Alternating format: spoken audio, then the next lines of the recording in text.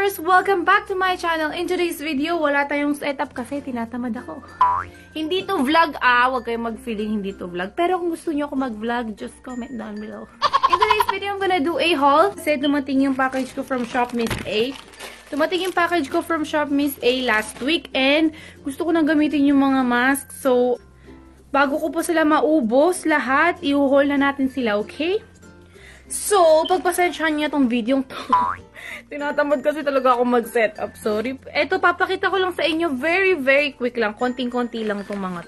So, in case na hindi nyo alam yung Shop Miss A is a site where you can buy anything just for $1. $1, mga 38 to 40 pesos siya dyan sa Pinas. So, let's start na. Sige na, para matapos na to. So, eto yung mga pinamili ko. Sandali, i-flip ko ha. So, naisipan ko, wag na pala natin siyang i-flip kasi pangit yung kumot ko. Makikita nyo. So, eto na lang. Tataas ko na lang. Obviously, nabuksan ko na siya kasi nagamit ko na yung isang mask kagabi. Pero eto yung mga binili kong mask. Bumili ako ng maraming mask like this. Kasi, diba, dun sa first haul ko, which is over here, if you wanna check it out. I'm gonna link that somewhere here. If you wanna see it, that's my first haul sa Shop Miss A. I bought a mask. Bumili ako ng mask there, diba? Maraming mask. And they turn out so good. Wow. They turn out so good talaga. Parang yung balat ko parang magiging puwit siya ng bata. Ang lambot-lambot after gumamit ng mask. And $1 lang sila, diba? Eh, ang ganda. Bumili ako ng marami. Tapos, eto nga, iisa-isahin natin. Eto, yung nagamit ko na kagabi, lemon, siya, para siyang orange na ganito, pero ibang flavor nga lang. Amoy orange talaga siya, amoy citrus talaga siya, it's so good. Eto, orange oil. Meron din akong brightening mask, brightening arbunim, ano ba yun, basta. Meron din collagen, meron din white rose, meron din rose oil, and meron din pomegranate. And yung last one, bumili ako ng bubble mask. I'm gonna review this soon. But, wag mo na ngayon kasi wala time.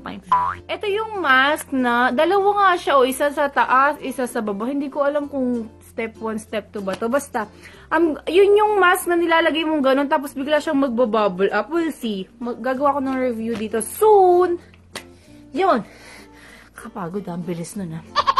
So, ito yung pangalawa. Eto, bumili ako ng mga ganto-ganto. Eto, isang eye primer. $1.50 lang siya. So, binili ko na rin siya.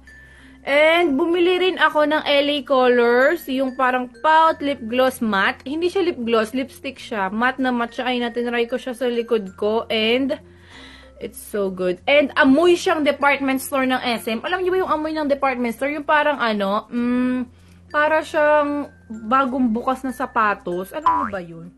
Basta. Nakita ko to una kay Ate Ray's. So, hindi ko alam kung pareho yung color na nakuha namin. Pero gusto ko na ito. Malapit-lapit na siya sa lips ko. Parang nude lang siya. Ganon. And, ito na yung last one. Sabi ko sa'yo, mabilisan lang to. Kaya hindi na ako nag-set up eh.